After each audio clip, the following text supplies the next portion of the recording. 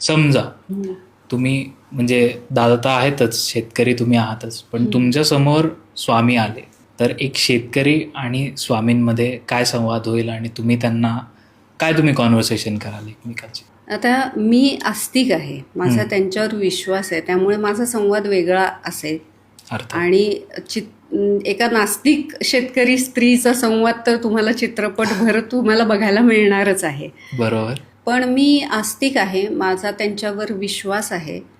मी स्वतः त्यांच्याकडे मागणं एवढंच मागेन की माझ्याकडून तुम्हाला जे काही काम करून घ्यायचं आहे, शेतीतलं तर शेतीतलं का असेल, तर ते करण्याची ताकद मला आयुष्यभर जोपर्यंत श्वास घेतेय तोपर्यंत ते काम करत राहण्याची ताकद, ते सामर्थ्य मला द्या.